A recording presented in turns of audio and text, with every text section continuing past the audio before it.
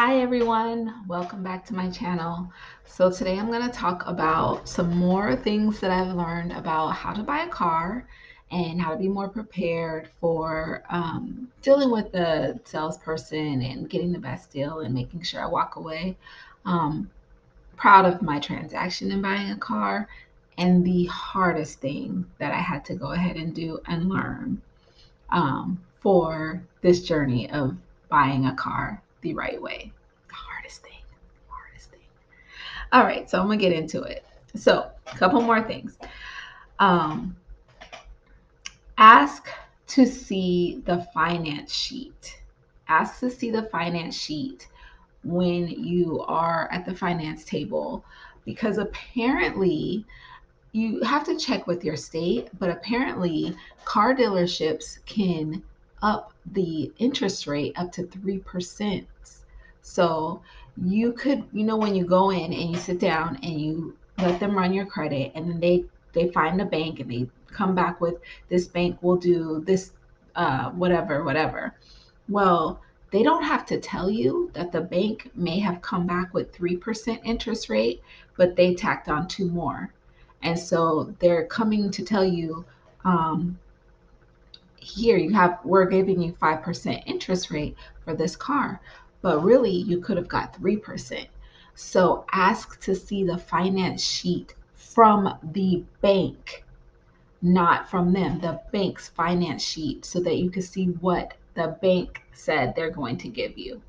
Now, you can avoid all of this trickery, of course, by coming already with your own financing. I'm planning to go through my credit union at Navy Federal and get my financing first so that I already have all my numbers and I don't have to go through like this and that with them as far as the financing. But if I don't, for whatever reason, then I am going to keep that in mind to ask to see the finance sheet from the bank. Um, the other thing is you can ask your insurance company about gap insurance instead of taking the dealers that gap insurance because they may have their prices a lot higher. So you can get your own gap insurance through the insurance company. And you don't have to get extended warranty through them as well. You can shop around for that, or you could choose not to get an extended warranty. For me, I know that I don't really put a lot of miles on my car. My last car I had for almost 3 years, and I only put like 15,000 miles on it. So I'm not planning to get an extended warranty. I've never really had to have major work done on my cars. I'm really like light in my cars. So all this time I've been getting extended warranties and paying for them and not needing them. So as it stands right now, I'm just going to tell them I don't need that. I always thought I had to get all these add-ons that they tell me. They just put it on the finance sheet. Get this, get that. This is now the price is this. Well, if you watch my last video about car buying tips, I already talk about like how to deal with the add-ons. Also, you don't have to, it's not required to make a down payment. According to USC code 1662B, the Truth in Lending Act, which every dealer should have, and you ask them to see, do you have a Truth in Lending um, do you have truth in lending literature? Ask them to see it, and you will see on there that cash does not have to be a part of the financing deal. It is not required to put a down payment down on any transaction with the car dealership when it comes to financing a car. So you 100% can finance your car without a down payment, and you can quote that 1662B USC code. Also, um, try to get ask them for a 3-year service package. You can convince them, listen, I'll get your extended warranty, but I want to get and throw in the 3-year service package or something like that. You can ask them for these things. If they want to close the deal, they may go ahead and give you that 3-year service package so that your basic servicing needs are taken care of at the dealer. So you can always ask, it doesn't hurt. So those are the tips. So now I feel really, really prepared to go and purchase my car in a couple months. I have been researching on the consumer reports. I have a good idea of which cars have the best resale value. I'm looking at it, I'm getting an SUV.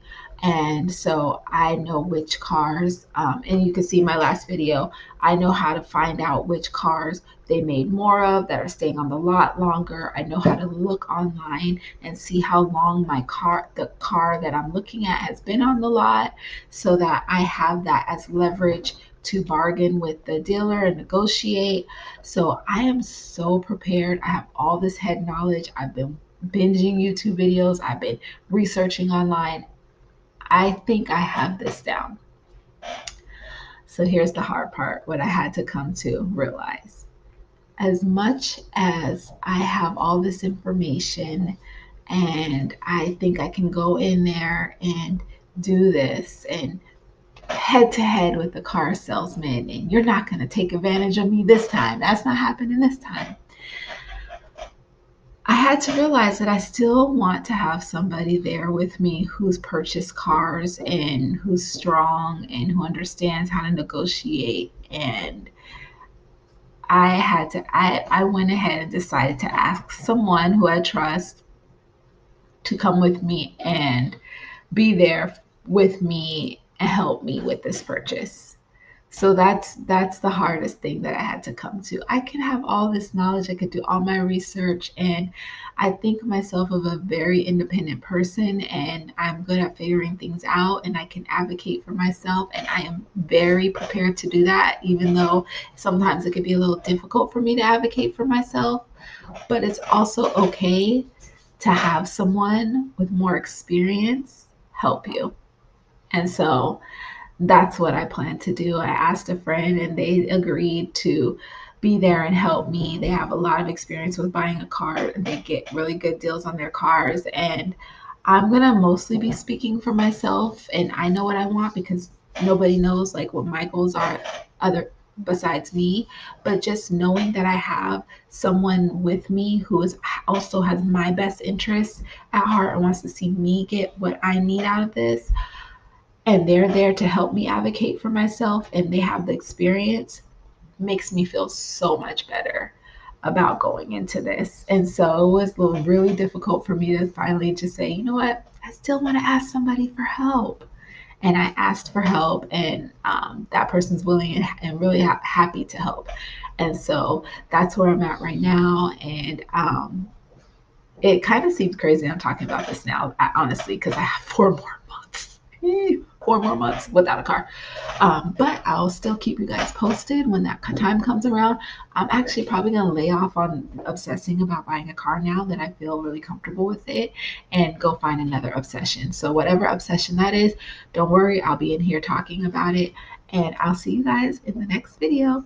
Bye.